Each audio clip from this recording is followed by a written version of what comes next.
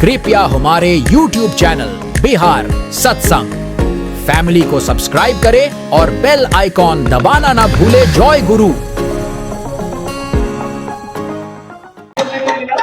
तो हमारे बीच सलोनी का उपस्थित है, जो हम लोग को उनके जीवन में डीपी वर्ष को लेकर के जो दया हुआ है, जो ठाकुर जी से उनके जीवन में से कृपा वो पाई है, वो हम लोग के बीच में थोड़ा रखेंगे। तो हम लोग उनको बुलाते हैं सलोनी का। जय गुरु।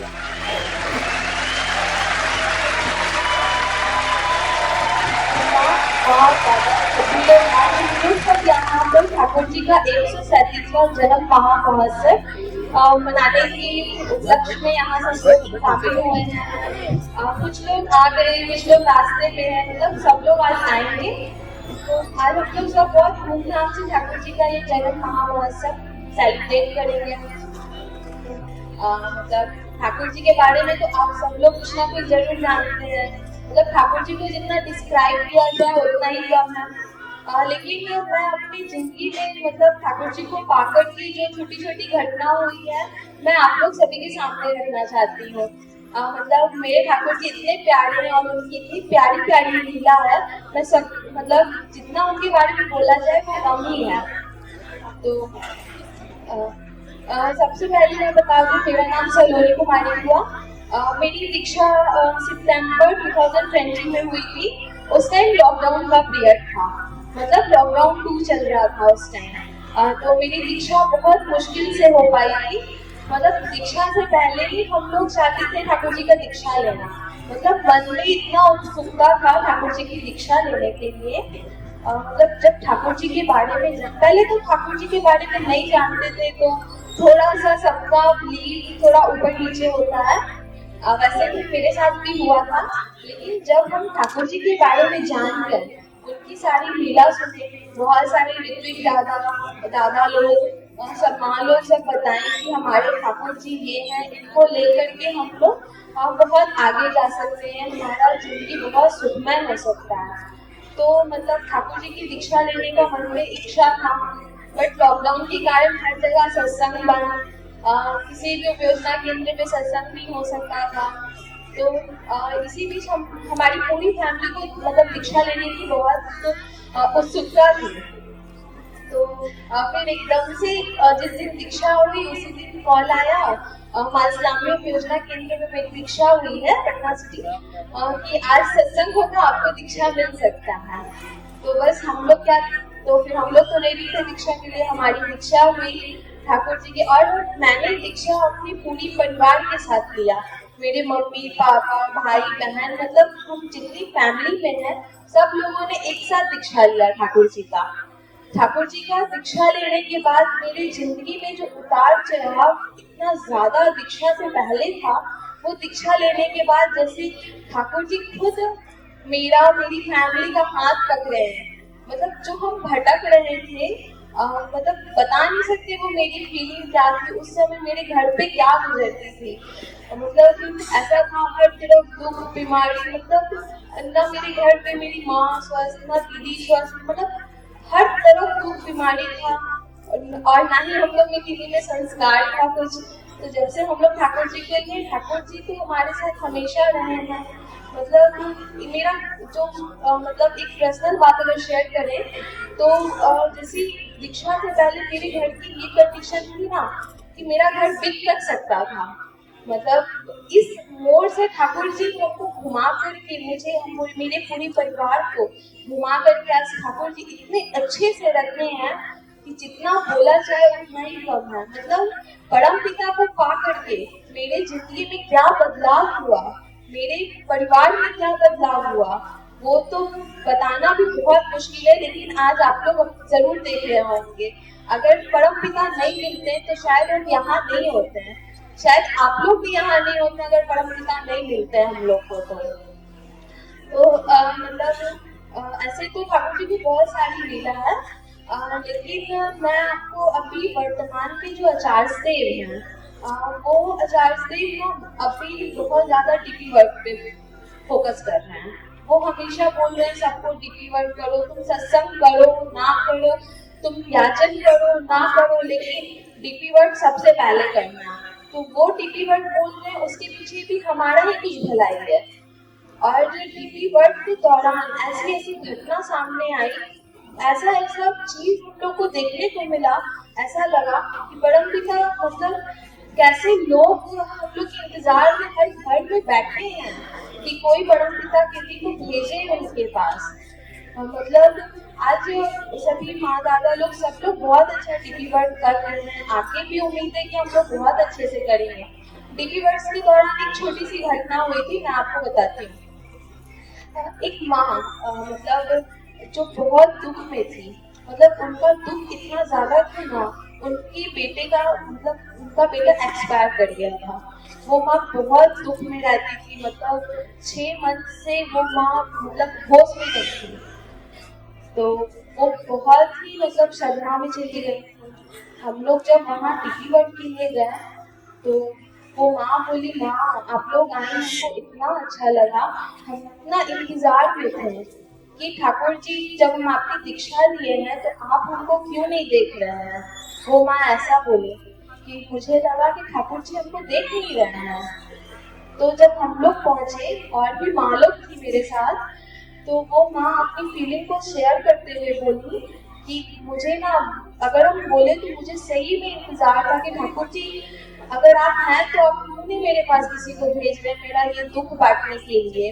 तो जब हम लोग उनके पास गए, वो माँ हम लोग के गले लग के इतना रोई और बोली कि माँ हम भटक चुके थे, हम स्पिरिटी छोड़ चुके थे, हम ठाकुर जी की छवि हटा चुके थे, लेकिन आप लोग आए तो हम लोग उन्हें बताएं कि हम लोग को तो अचार सिर्फ भेजे हैं। तो वो माँ सुन के बहुत खुश हुई और वो बोली कि नहीं, अब हम ये गलती नहीं करेंगे, हम स्पिरिटी समय पे करेंगे।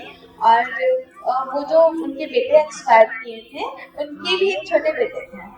तो वो बोली अब इसमें ही मेरा बेटा है और हम पूरे परिवार ठाकुर जी को लेके बहुत अच्छे से चलेंगे अब।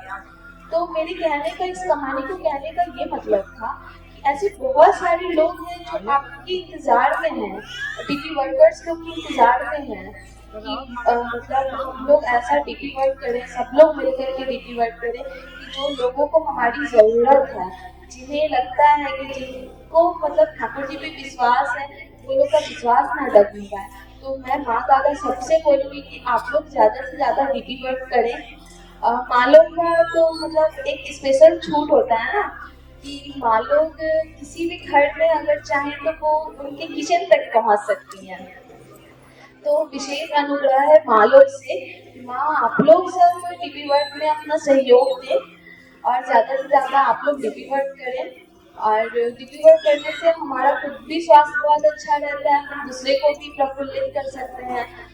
तो हाँ, और ठाकुर जी की बात, अगर एक छोटी सी और हम बात बताएं ठाकुर जी की, तो एक बार ना ठाकुर जी बैठे थे और जब ठाकुर जी मतलब सशरीर इस धरा धाम पर थे, वो ना एकदम से बैठे थे, वो बैठ के कोई सोच रहे थे।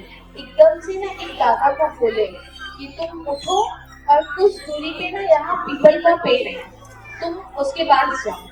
तो वो दादा ठाकुर जी की आज्ञा थी, तो वो दादा ने कोई प्रश्न नहीं किया कि मतलब ऐसा क्यों ठाकुर जी बोल रहे हैं। तो वो उठे और ठाकुर जी बोले तुम पीपल के पेड़ के पास जाओगे ना, तो 2-4 ईंटा होता है ना, उसको लेके उस पेड़ पे मार के और वापस आ जाओ और तुम्हें कुछ नहीं करना है।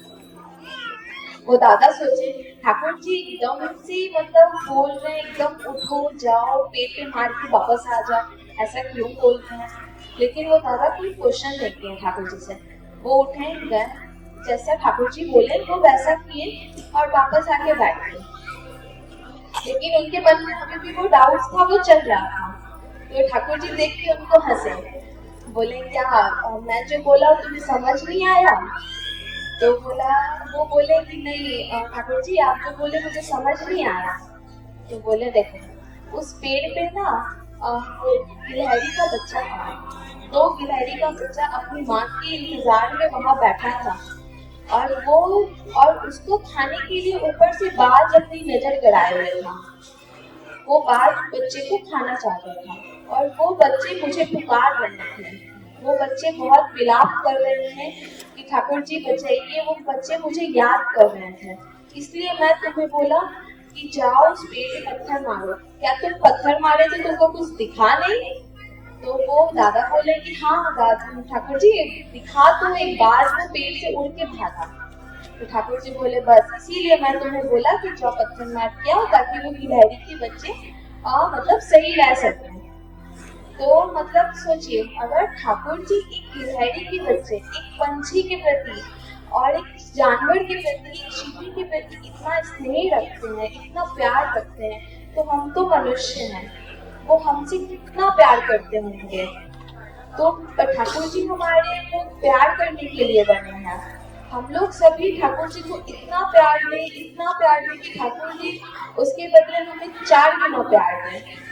तो हम उम्मीद करते हैं कि सब लोग ठाकुर जी से प्यार करना तो जरूर चाहते होंगे, और उनके एवज में उनसे डबल प्यार जरूर लेना चाहते होंगे। तो आप लोग सभी ठाकुर जी की अच्छे से घर पे आसन लगाइए, ठाकुर जी की स्तुति कीजिए, भजन कीजिए, राजन कीजिए, अपने जीवन में ठाकुर जी को लेकर के एकदम चलिए।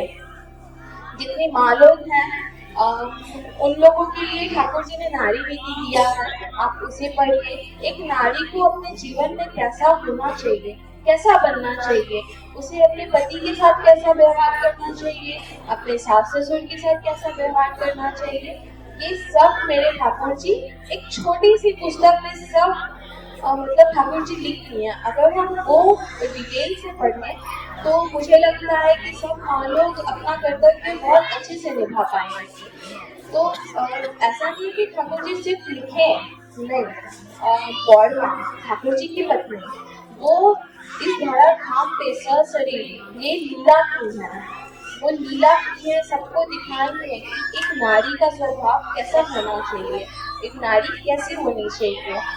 तो बस माँ आप लोग भी सब नारी नीति पढ़िए, नारी नीति को फॉलो कीजिए। दादा लोग आप लोग सत्यानुष्ठान पढ़िए, उसे फॉलो कीजिए और अपने जीवन को इतना सुंदर बना दीजिए, इतना सुंदर, इतना ठाकुरमय कर दीजिए कि हमारे आने वाली पीढ़ी भी ठाकुर जी को लेके बहुत अच्छे से चल सके। और अगर मुझसे बोलने में कुछ भूल हुआ होगा तो मुझे क्षमा कीजिएगा। और इसी के साथ मैं अपनी वाणी को विराम देती हूँ। और यहाँ उपस्थित जितने भी लोग आए हैं, जो लोग आ रहे हैं, या जो लोगों ने सोचा हो कि मैं उत्सव में जाता तो कितना अच्छा रहता, उन सभी के लिए मैं मंगल कामना श्री श्री ठाकुर जी के चरण में करती हूँ। सभी का मंगल हो, आप सभी का मंगल हो। इसी के साथ मैं अपनी वाणी को विराम देती हूँ। सभी को मेरा जय तुमने अभी जो उनके जीवन पे और जो माँ के बारे में जो बताई, उनसे जो आप लोग ने सुना, वो उनका भी एक खुद का एक्सपीरियंस रहा कि ठाकुर जी को हम पकड़ते हैं तो हमको कितना फायदा होता है, और यदि किसी कारण बस अगर हम पीछे रह जाते हैं तो जो दूसरे दादा मालूम है वो लोग जब ठाकुर जी को पकड़ते हैं तो उन लोग के भी जीवन में जो ठाकुर जी का दया होता है वो देख करके हम लोग को थोड़ा और प्रेरणा मिलता है। ठीक है।